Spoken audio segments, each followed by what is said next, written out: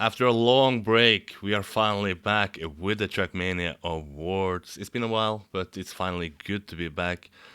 And it's time to say hello to a guy who has been longer gone from Trackmania than the Trackmania podcast. His name is Leo. He currently came back to the scene.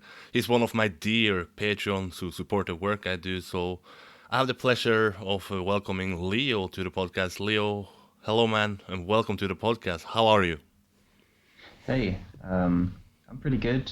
Well, considering the circumstances, we've been in this lockdown for quite a few weeks now, so kind of like got in the groove with it. It's nice and sunny, and fortunately, my flat has a balcony, so I already spent some time today sunbathing, so feeling good. Yeah, this is the first podcast we do after the Corona situation has arrived to Europe, at least. Can you tell us how are your country and your city in particular affected by this situation?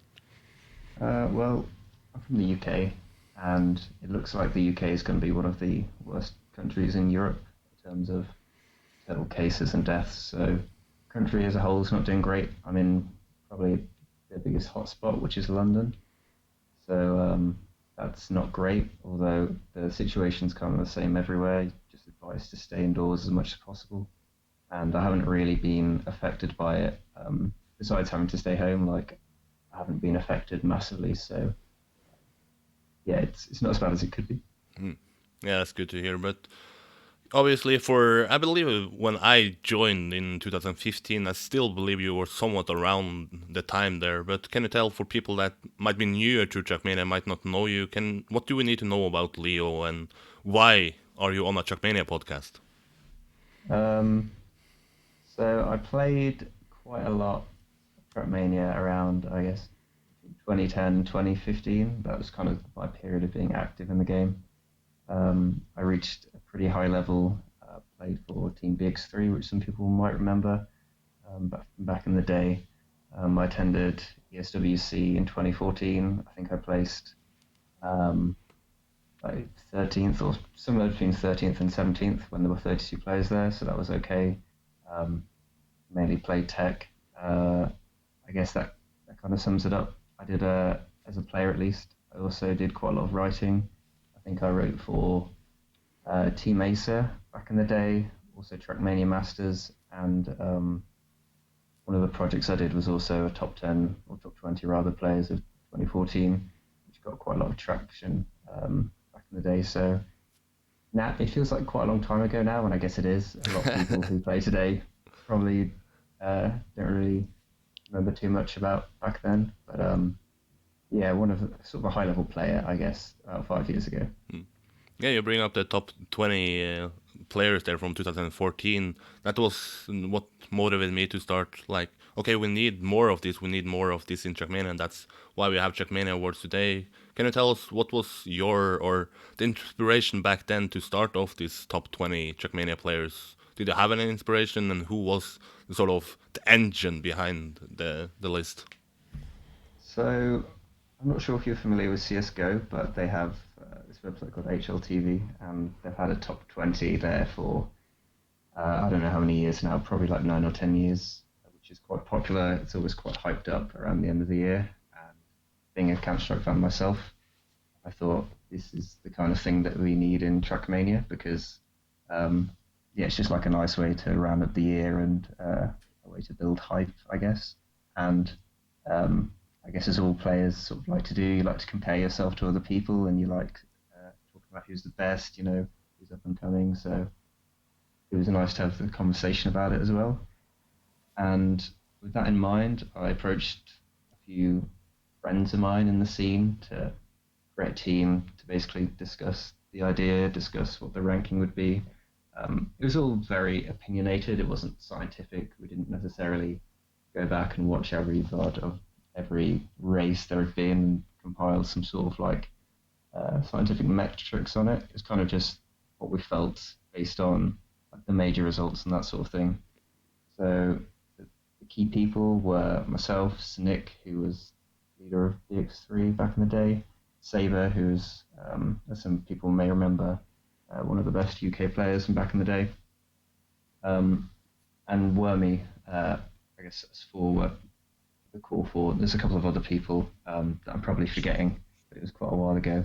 But I'd say those four kind of helped shaped it the most. And after we'd come up with our list of players, starting to write the articles. So myself and Wormy pretty much did all of that.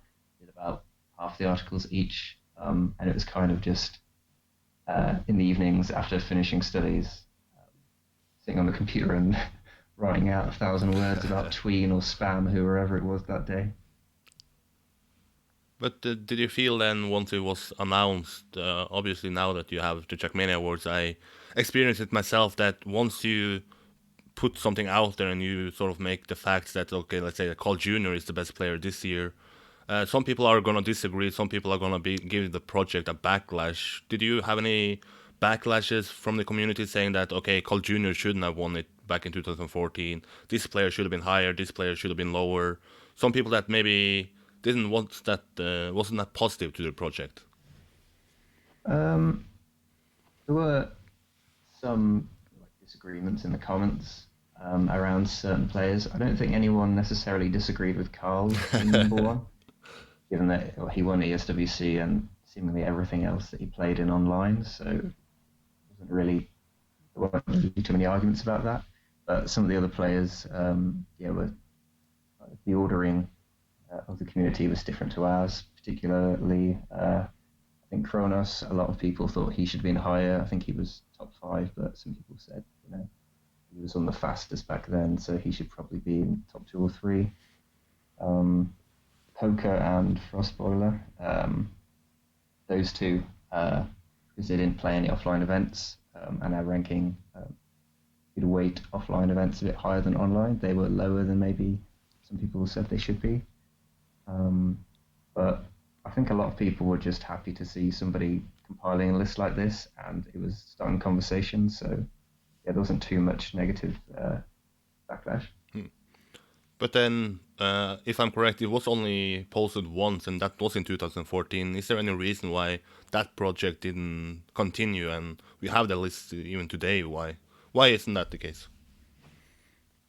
So it was something I wanted to do again, and we learned so much doing it the first time that it would have been a lot easier to do again. But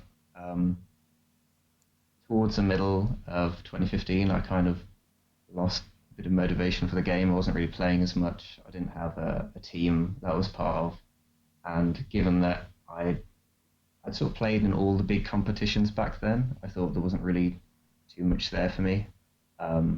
So me just kind of distancing myself from the game was enough for me to not want to write again. And I guess the other guys on the project was Nick, sort of quick Trackmania as well. So that was 2 down.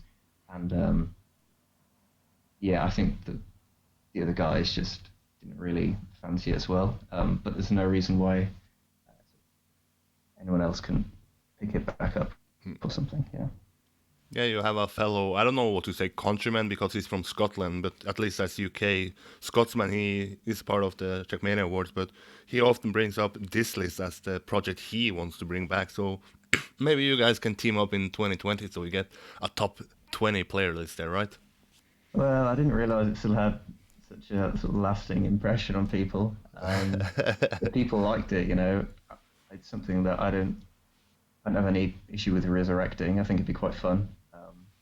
I've actually been following the events a bit this year, whereas the last few years I haven't been, so I have a decent idea of what to write about. So, yeah, maybe I'll hit Scotty up. We talk about the top 20 there, but yesterday it was announced the winners for the Trackmania Awards. Now you came back and see this project being around. You said that you maybe didn't follow too much, but was there any categories you felt maybe disagreeing with, some categories you had a stronger feeling heading into the results, or did you follow it at all?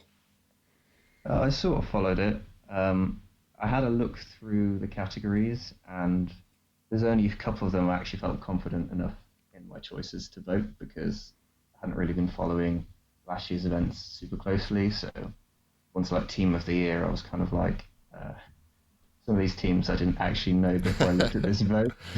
I'm not just going to blindly do it.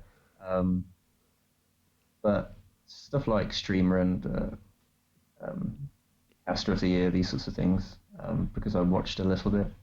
I felt confident enough to vote, but I don't really have strong opinions on it.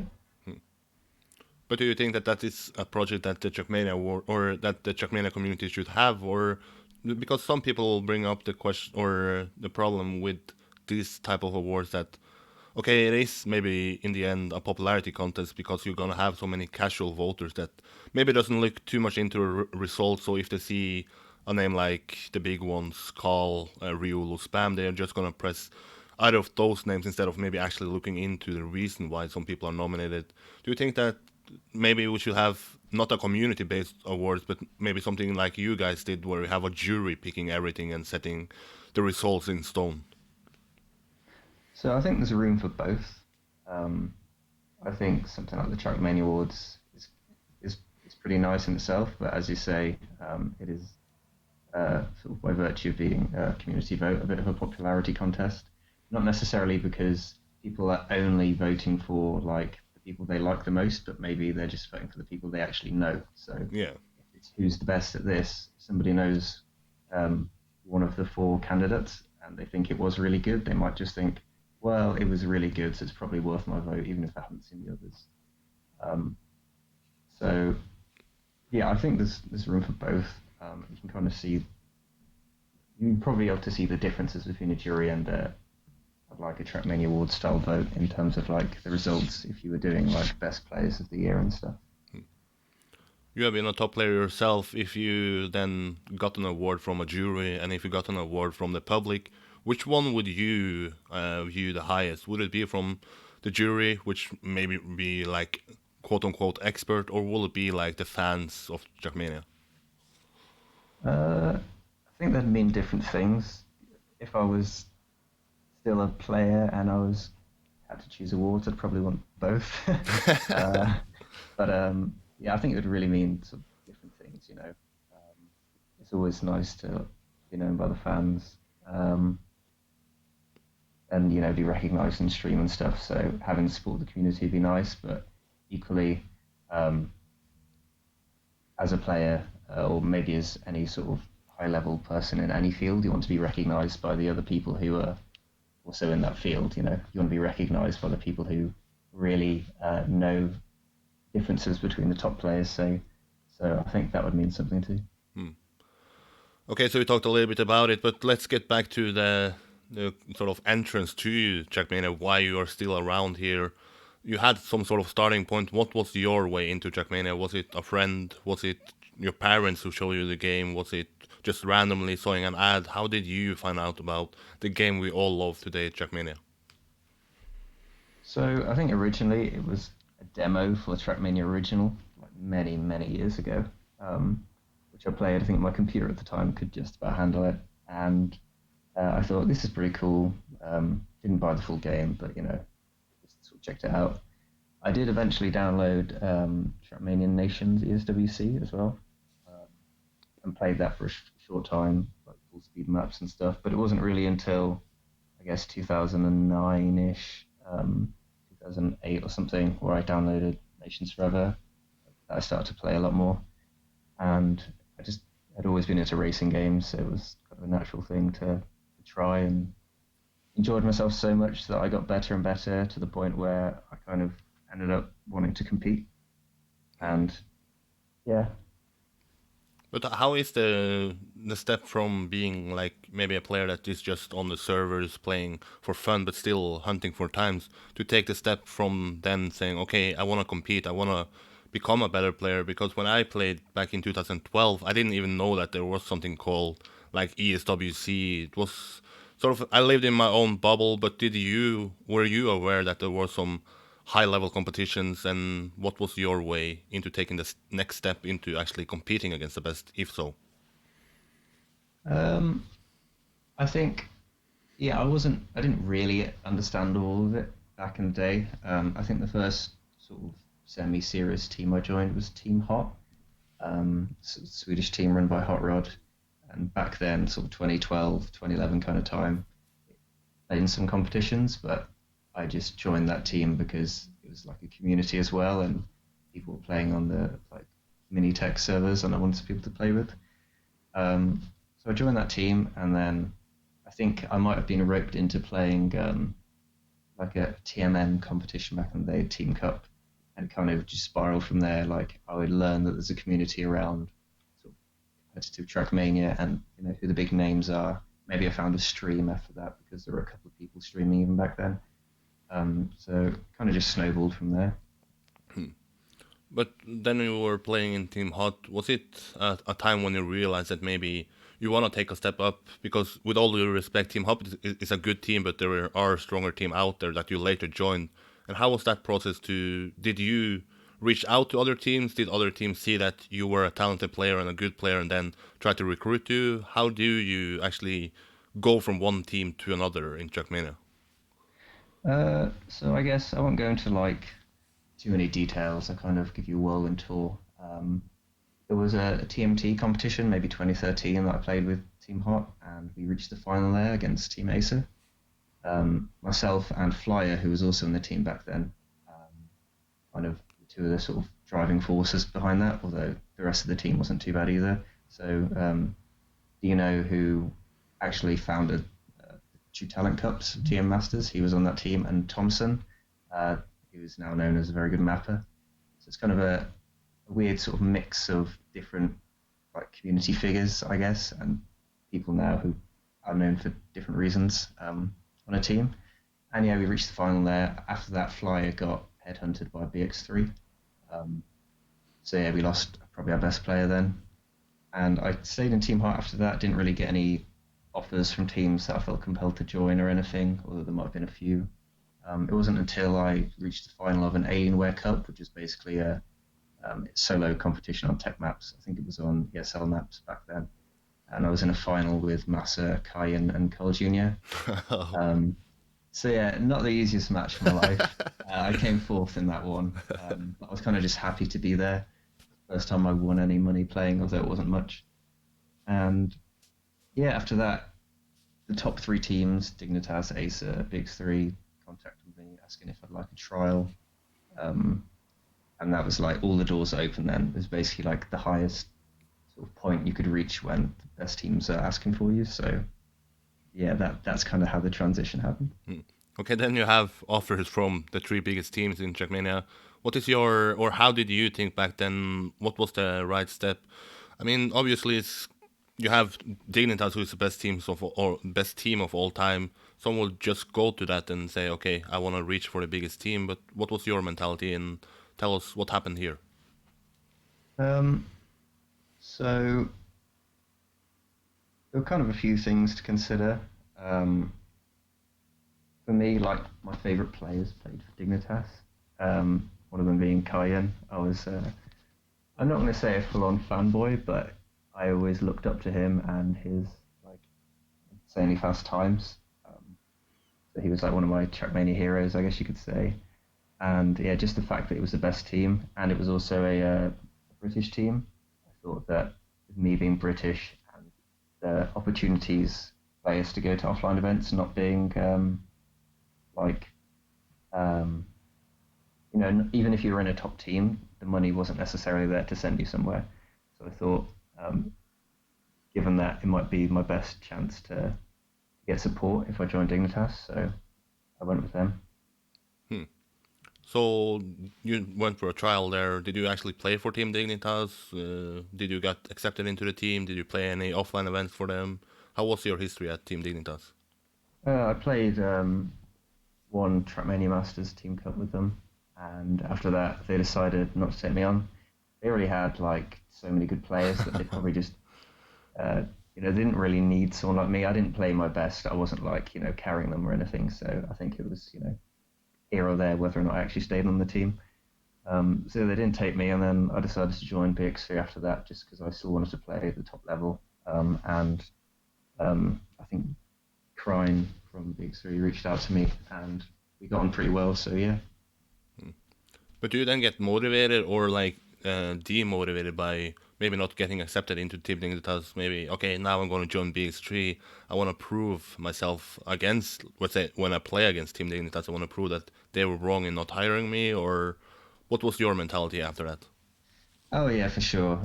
Whenever we played Dignitas, I think I trained like the extra 10%. Although we didn't really place well against Dignitas most of the time, so I can't say I ever really redeemed myself. Yeah.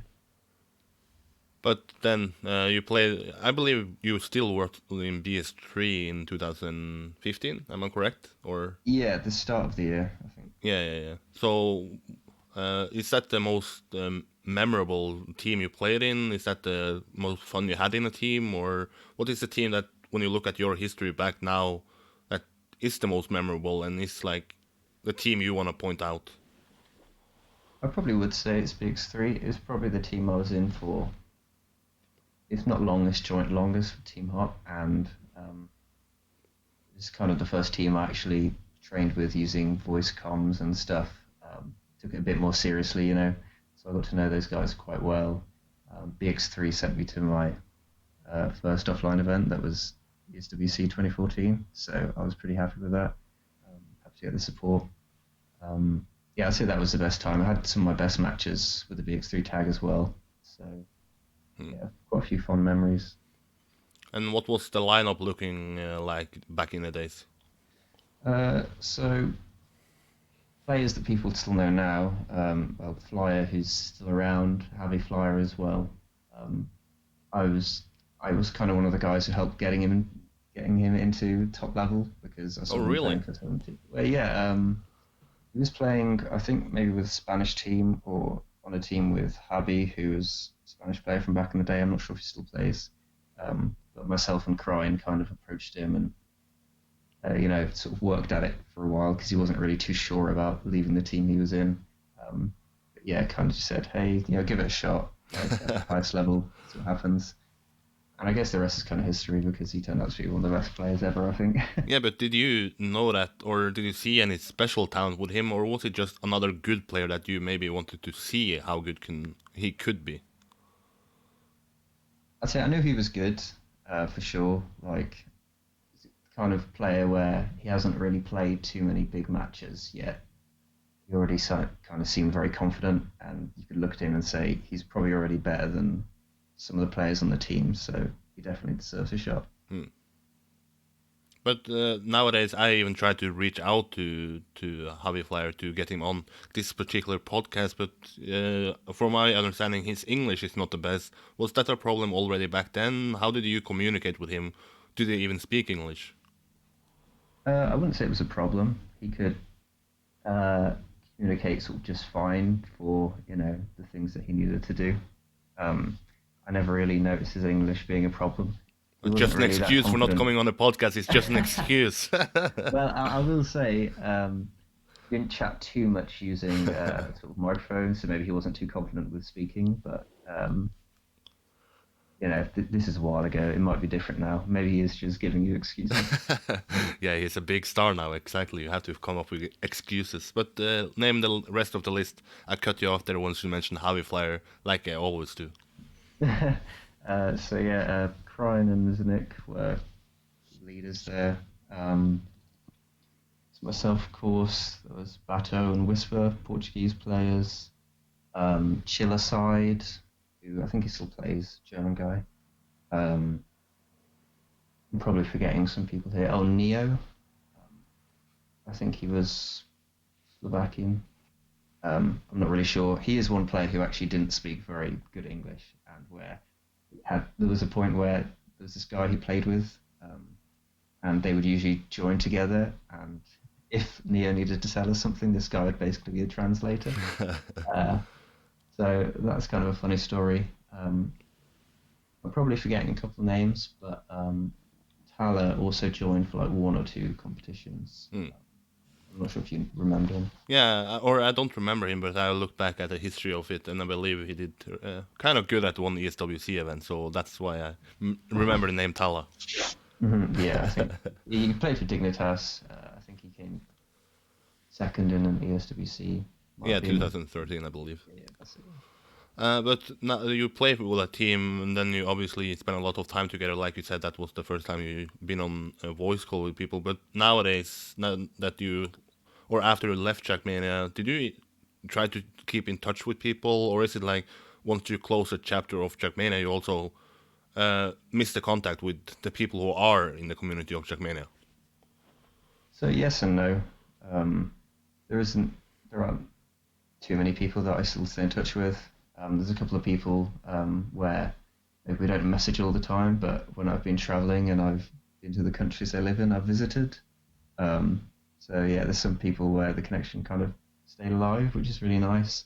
Um, More recently, I've been sort of lurking on streams and said hello every now and again. So there's that, but um, everyone kind of lives all around Europe, so uh, it's not like we would meet up regularly or anything. Hmm.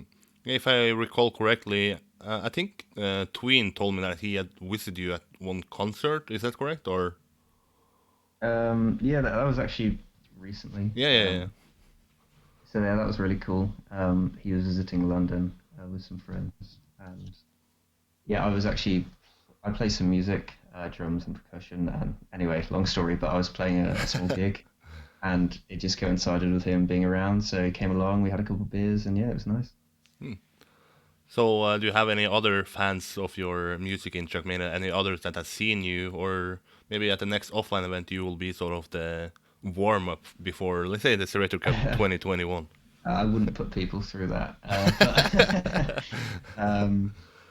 yeah, not really. I kind of keep most of it, Trackmania and the other stuff, pretty separated. Yeah. Not for any particular reason.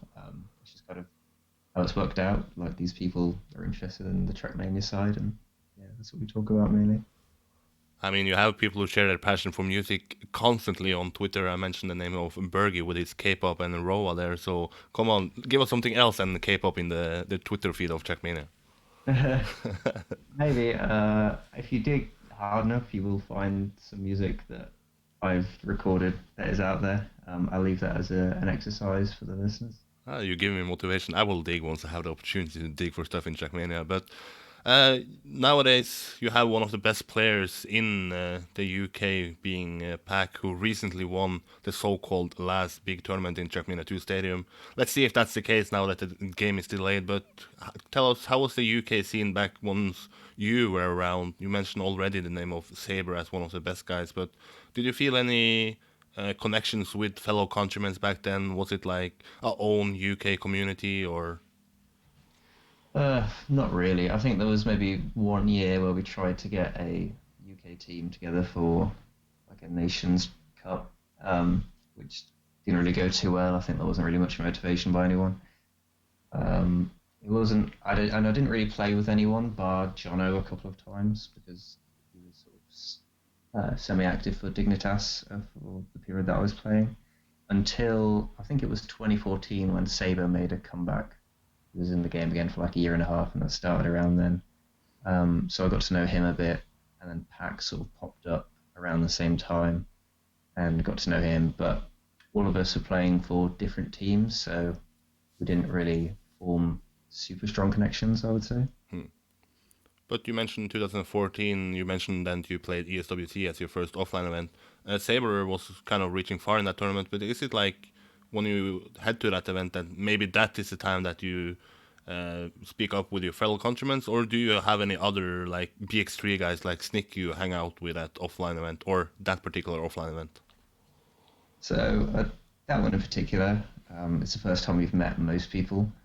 So a lot of people just find it quite nice to hang around together. It's not like people are trying to save like their tactics or anything by only speaking to their teammates.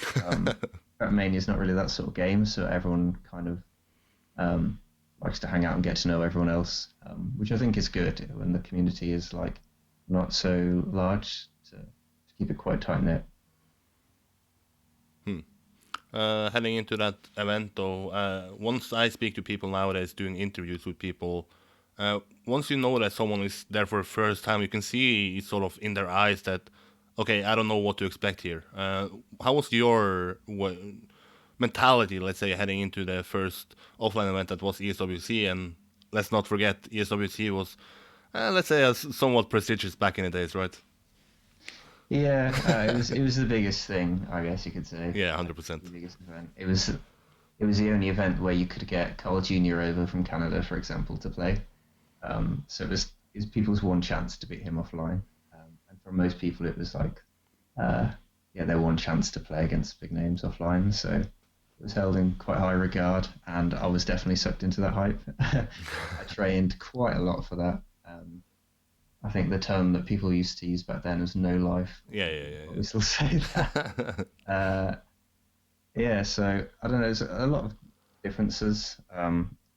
First one being, you're in a strange place using a different computer.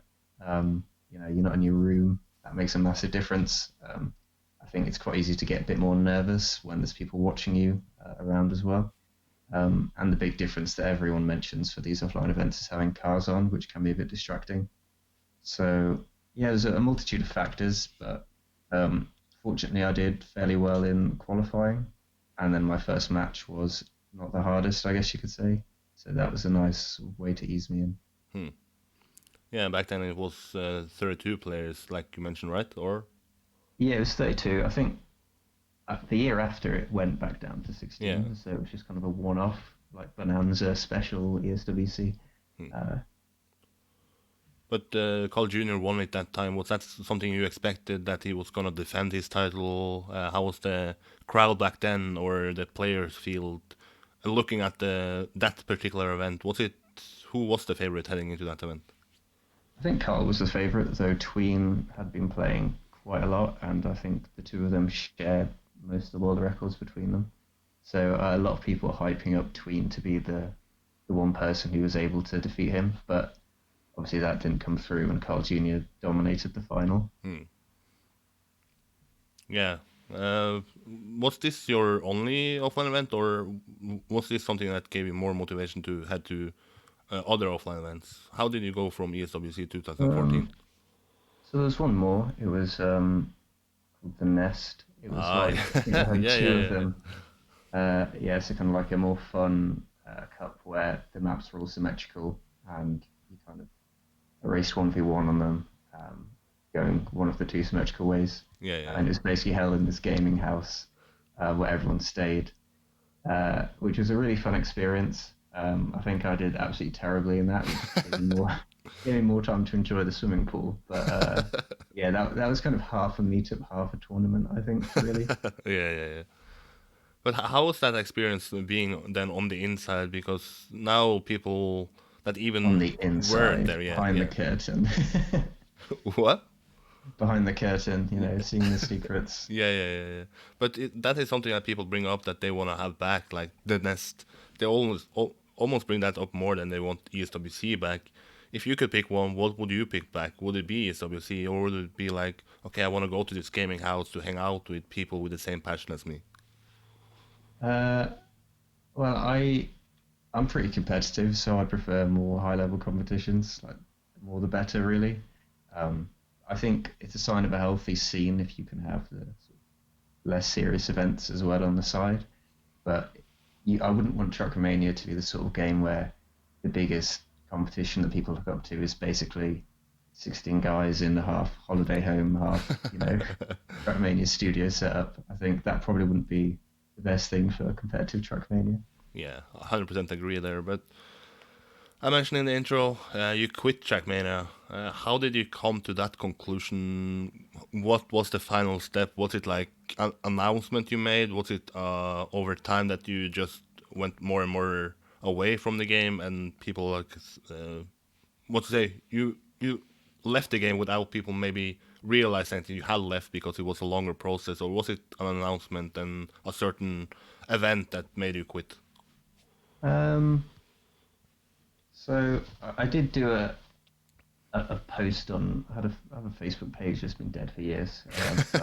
But people followed it back then. I posted on there kind of that I was stepping back for a bit, but it was never really a I'm stopping for good kind of post. Um, and it was a mixture of things.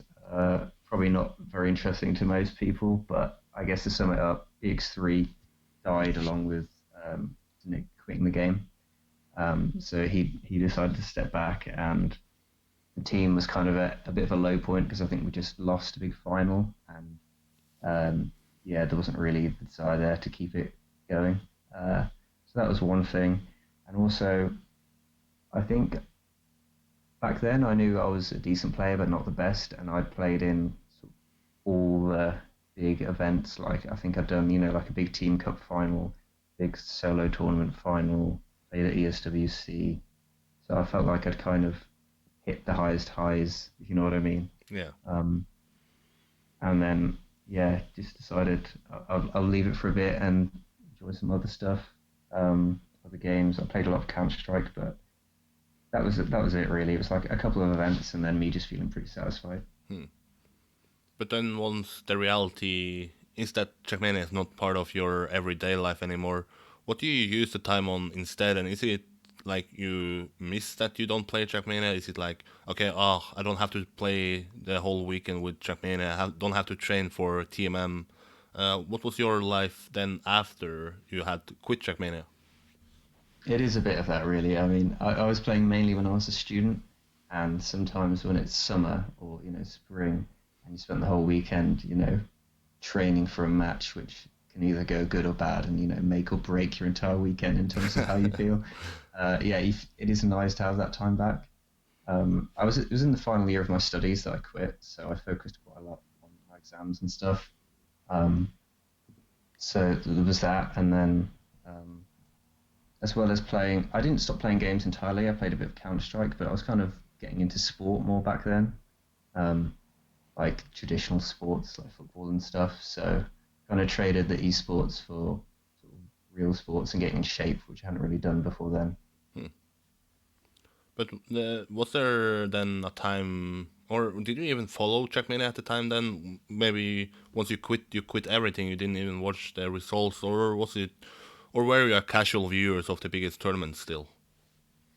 Uh, Probably like a casual viewer, but there was a couple of years when I really just didn't watch anything. Probably like 2017, 2018. It was only more recently, the last couple of years, that I actually started to watch anything. Hmm. And what was the reason why you then? Because after you have a break for a long time, there is something that is gonna be a trigger point. Was there any trigger point for you that, oh, now I want to check Mania again. I want to check out what the biggest event is, who's the best players now. What was, if so, the trigger point for you? I mean, sort of. When I quit, I was kind of like, I'm done with gaming. I almost felt like if I continued to do it, I wouldn't be getting too much out of it. So it would almost be a bit of a waste of time at that point. But after a bit of time, and I tried a lot of different things since then. Like spending my time on studying or like a job, and real sports. I was like, I shouldn't actually quite enjoyed doing the gaming, and there's nothing wrong with like going back and gaming every once in a while.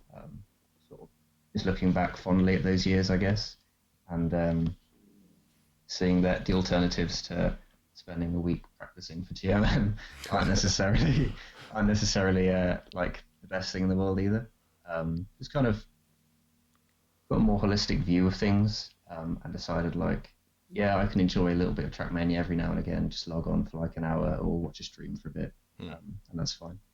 But it's safe to say that you are pretty active, at least nowadays, with From Zero to Hero coming up, with watching streams. I see your name showing up quite often. Is there any? Are you starting to get, I don't know, addicted, but sort of getting catched up by your past that now you love Trackmania again? You love to maybe play. That was the last tournament, but are you getting the love back for Trackmania now? Sort of. I think lockdown's a little bit to thank for that. So yeah, I've only really ever been a tech player, and most of the big tournaments these days are, I'd say, not tech or some sort of mix of styles. So when I saw that the From Zero to Hero would be online and it would be tech and it would be this last tournament, I was like, this might be the time for me to pick up the controller again and just give it a go. Um, so yeah, it was the reason sort of why I came back now, I guess, is because there was a tournament I thought I could actually play and that I'd be able to learn the maps for. Um, but I'd say for the first couple of months of this year, I did sort of casually log in every now and again. Um, yeah, just kind of getting a bit more into gaming in general. Hmm. And do you think that that is something that's gonna continue now that you have, of course, the new game coming up now, July 1st? That maybe a new game can give you more motivation, or was you coming back to play an event sort of your way to say goodbye to maybe the game for good? No, I think it's probably the former that the new game will inspired me to play a bit. I'll definitely check it out. Probably see me there in the first few weeks, seeing if I'm any good at this one. Because I'm quite competitive. I probably wouldn't play it loads if I just sucked. So the first few weeks will be pretty crucial in determining how much I play. But I still enjoy watching it. I had a absolute blast watching the final matches of From Zero to Hero because the level was so high and just yeah. Yeah, would you say that the level nowadays, once you saw From Zero to Hero, let's compare that to the final you saw at ESWC 2014, would you say that the players have a higher skill level now that they had back in 2014? Oh, it's really hard for me to say, to be honest, because I played those maps probably, I don't know, 30 or 40 hours or something of training. And I came, I think it's joint 49th or something. Same position as Scotsman, by the way, so I don't know what that says, but it's something. So, I'm just putting it out there. The level was insanely high here, but back in the day as well, I also felt like the top players like Carl and Tween was sort of a bit out of my reach anyway. And the fact that the top players are still on top today maybe suggests that the level hasn't necessarily changed too much, but I don't really know. Yeah, but it's interesting to get people back. I had a call who then, the original call as they call him, coming back to the podcast. And it's interesting to hear what they think about the current state of the game because you have been gone for a while. How would you say the current state of Trackmania is? Is it good? Is it heading in the right direction? What are your first impressions and overall view of the current state of the Trackmania nowadays? I think there's like this air of optimism around the new game and around Trackmania Grand League. Everyone sort of likes to see that the developers are putting a lot of effort into it. So I would say I feel quite positive, and I think the general feeling is quite optimistic. Although a lot of people are criticising Hideo's sort of publicity around the new game, which has been next to nothing really until the trailer got released a couple of days ago. But I think it's like a fan favourite thing to do, is just to bash on the developers. So I'm not sure how much you can take from that. Yeah, exactly. But then are you positive for the future, or do you think that the new game is essentially going to decide what the future of Trackmania is? If there is even a future, that maybe the new game can... It's a good idea, but it can even cause the end of the competitive scene if there is a bad game, right? Yeah, I think it could definitely go one of two ways, or maybe three. Yeah. This is saying absolutely nothing when I say that. Obviously, it can improve, get worse or stay the same. It's nothing profound. I think things are probably likely to get a bit better. I think there'll be an initial hype around the new game. I hope it's free because that'll be quite a massive thing, I think, for getting more people in, because the game looks quite similar to Trackmania 2, and if you have to buy it as well, I think a lot of people won't bother. So, it being free would probably be a big thing. I think I'm quite positive. I think not everything has been announced, but they might have some cool stuff in place to ensure that it keeps people coming back. I think they already announced something like daily or weekly map contests and that sort of thing. You mentioned that that maybe the skill level isn't necessarily higher nowadays because you have the same players in the final as you had in 2014, being Carl Jr. and Tween. Do you think that maybe be a problem for Trackmania, that you have such a high skill gap that for new players to catch up to them, it's going to be taking so long time that the new players are going to be demotivated by seeing how good the top level of players are, that you're going to use so much time to get to the top that for new players it's not going to be worth it and they find something else to play? I think it really depends. The level was really high in From Zero to Hero because it was a style that's been played to death pretty much, which is tech. I think tech maps are pretty confusing for new players. It's not really the best introduction to Trackmania. I don't think I would have played it as much as I did when I first started. If I was playing tech, I was more into full speed and that sort of stuff because, crazy tracks, lots of speed and all that. Um, yeah, I think Trackmania Grand League is kind of a bit of a leveler in that sense. Yeah.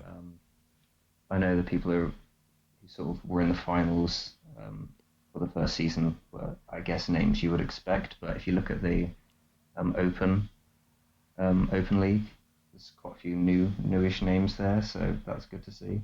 Hmm. And I think we've never really had a massive influx of players to Trackmania, at least not in recent years. Like we've never had an extra 50,000 players just playing one day and all trying to be the best.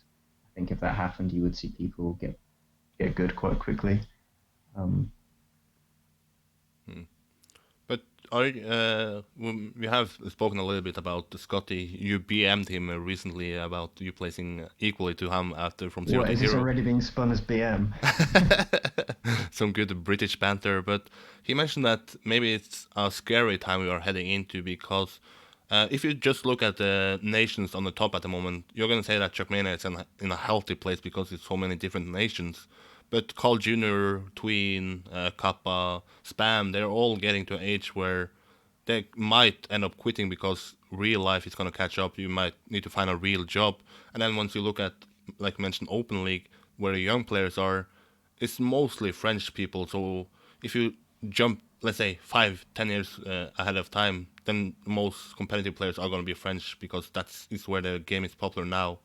Do you think that that is going to be an eventual problem, that the main foundation for this game at the moment is not Britain, it's not Norway, it's France? Um, well, in a way, no, because if the people who are playing are French and everyone else is French, then it's great for them. So it has to be good for the players, if you know what I mean. Yeah. Um, in terms of them marketing it as a global game where the nations, you have your own card to represent your nation and that sort of thing, yeah, maybe if they can't get people outside of France to play, then that's a failure from the developers and their point of view. Hmm. Personally, I think having an international fan base is good. I like seeing, obviously, I would say this being English myself, but it's good to see streams where people speak English and lots of people from different countries can all sort of communicate together on there. Um, so yeah, I think it's not something to be blown out of proportion that a lot of top players or top upcoming players, the new players, are French. But I think if I was Nadeo and I wanted it to be a global game, I'd think carefully about what I could do to reach people in other areas. Hmm. Do you think that the scene or the UK scene is gonna be more popular now that you have M&M Gaming picking up Pack? You have, of course, then Pack being one of the best players in the world. You have Velos picking up Kappa, so the British orgs at least are there. Do you think that somewhat we are gonna have some British players coming up, or are we left with Pack and Scotty? I kind of feel like, at this stage, um, none of like Eminem, Velocity, like or Pack and Kappa, like as individuals, like they don't have this massive reach. I think it takes things like Zerator or a massive advertising campaign to get people seeing the game. I really just think there isn't big enough advertisements for the game in any particular area to say that people will definitely start playing and we'll see new players sort of reaching the top levels from those areas. So yeah, I guess what I'm trying to say is anyone who just stumbles upon Trackmania could happen to be good, but you can't really. There aren't big enough driving forces to bring people in from specific areas, in my opinion. Hmm. You maybe need to get this British YouTuber KSI to play Trackmania against Logan Paul or something to get the attention from the world. Maybe, yeah. I mean, it would be something, but yeah. I'm running out of topics here. It's been a while, so maybe I'm not as sharp as I was once I did podcast every day. But is there anything you think about that I forgot to bring up on this podcast? Is there anything in the past that I obviously don't know everything about that you wanna mention before we close the show? And the floor is yours. Let's talk about something if you have anything, and if not, it's been a pleasure. uh, yeah, I mean, nothing in particular. I'm just sort of quite hyped about Trackmania again at this point, so I thought it'd be nice to speak to someone about it. You asked some pretty cool questions, and you've kind of covered like the Leo trivia, if there ever was one, all the important points. I guess one thing is the 24-hour race is, so when this is being recorded, 24-hour race is starting in just a couple of hours. You're actually thinking of playing, is that right? Yeah, because I signed up as a joke because every year I ask the organizers, am I allowed to play it alone? And they say every time now, no, because you can only play. I'll collect 90% of the checkpoints. So I asked one guy if he wants to play together with me. He will play the 2 first hours, and then I will try to play the rest. But I canceled it because of the Game World Cup, and now the Game World Cup got cancelled. So now I'm rethinking it again. But I mean, you know that I have unstable internet, and sometimes the community, or what you say, the local electricity company might cut my power out. So I'm not completely sure. Are you planning on playing it? You want to maybe play the 24 or 22 hours instead of me playing them? No, I'm not going to be playing this time, but it is actually one of my favourite competitions. I've actually played it twice before. Oh, yeah? Yeah, well, I've won it twice actually. So Oh, can I sign you up or no? no, I think my hands would probably just fall apart if I tried to play now. Even back when I was playing a lot, it felt like my hand was going to fall off after playing like 5 or 6 hours. Yeah. So yeah, that was like editions 3 and 4. I don't know what we're on now. Maybe 7. 7. Okay, yeah. Yeah. So quite a while ago. Who did you play with? So the key to winning a 24-hour race. Okay, listen carefully, everyone. Okay, I will. Not play 22 hours alone, right? It's to try and get Carl Jr. on your team, basically. Okay. Well, Carl Jr. and preferably Wally or another Canadian or American driver who's pretty fast, because it's a lot easier for them to play through the night than it is for you. Yeah, yeah. So yeah, I think both those times I played with Carl and Wally. With sort of a mix. I think one year it was incredibly stacked because we also had Tala and Beat. Oh. So it was like, some sort of dream team. I didn't necessarily get carried. I definitely played my part. So I'm pretty happy with it. But yeah, having Carl helps. I mean, Trackmania and Carl, if you can, you will take him on your team. Yeah, exactly. Yeah, so I'll be watching it. I'll be asking for the casters to spec you a bit if you do end up doing it. In before I'm sleeping, then. Yeah, if you just stopped, crashed into a wall at some point, then I'll let the chat know you're probably asleep. Yeah. But do you think that I don't understand why I should be allowed to play 90% and then why shouldn't I allow to be play 100%? They say that that's due to health, that they don't want to promote that you can play 24 hours alone. What is your take on it? Because my take is, why not? We are adults. If, let's say during the night now that I feel that, okay, I'm tired, I know that this is just a video game. I'm not stupid enough to force myself to risk my health for it. So I will just quit then and say, maybe next year. But what is your take? Should I be allowed to play 24 hours alone next time? Well, it kind of sounds like you would never actually finish 24 hours anyway, so it almost seems like a hypothetical discussion here. About, Let's be honest, yeah. Yeah, are people free to do what they want to risk their lives? I don't know. I think there's only been a couple of times where someone's actually played like 20 hours, and I don't think they would say that it was a good experience, although I haven't spoken to these people. I'm going to say no, just because we don't want someone who's maybe less in tune with their health and stocking up on energy drinks to do something and then end up in a bad way. Yeah, exactly. Let's see. I sometimes speak big words, but once it's push come to show, I'm maybe not the best guy. So I will play maybe 22 minutes instead of 22 hours. Fantastic. But what is the future for Leo in life and in Trackmania? Well, so I'm working full time at the moment, so any Trackmania I do play would be sort of, when I can kind of thing, which I think is probably the case for a lot of people. Even those who are considered some of the best probably only really play after work these days. But their skills are just carrying them through. But yeah, I don't know. As I said, I'll definitely check out the new game. And, depending on how it goes, how much time I have. You might see me in some cups. And might see you. I think you and Scotty should team up with stuff because he likes to speak, you like to speak. You want the, or he wants the top 20 awards thingy back. You started it. You finished at the same position at From Zero to Hero. So my goal for It's 2020 would written in the maybe, stars. yeah, Written exactly. in the To you, stars. Yeah. getting a talk show about esports in UK, maybe having Pac on from time to time, bringing Saber and Jono back. That would be some proper content for me. So I want a Trackmania podcast that I can listen to and not having to be part of every time because Scotty created a podcast which was the ESAC podcast, but every time he's hosting it, he wants me to be on it. So I want something where I'm not part of it. I can just sit back, relax, and listen. So if you can, invite Scotty and see what you guys can come up with. Oh yeah, I could see us doing a podcast. I'll hit him up. Yeah, do that, and I will be in the background. Or I will like every video you upload, I will comment, and I will share it. That almost makes it worth it already. Remember what I mentioned. I speak big words when push comes to shove. I'm maybe not the best guy. Wow. Okay. Okay. Okay.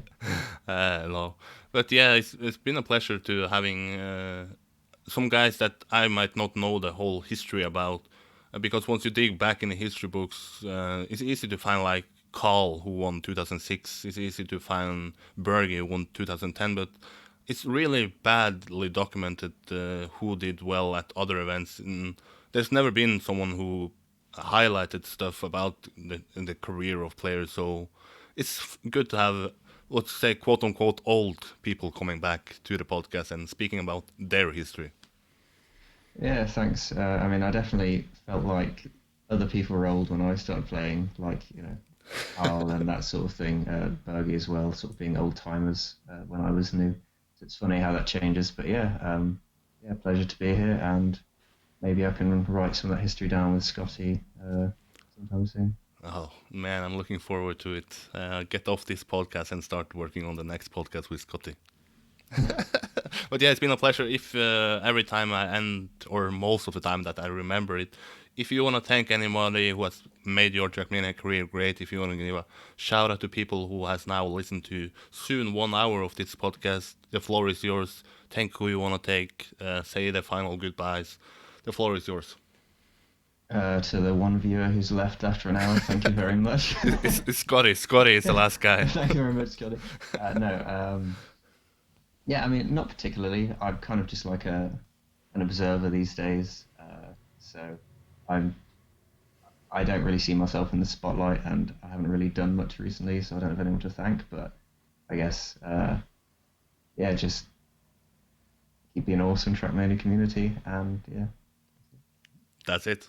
That's it for today. That's it for the return of the podcast. Let's see how many future podcasts I'm gonna do. Hopefully, it's not gonna be like 3 months until the next one. But it's been a pleasure, man. It's been a real pleasure. And like I said, I'm looking forward to finally getting to listen to an own Trackmania podcast, so I don't have to just be the guy who asks the questions all the time.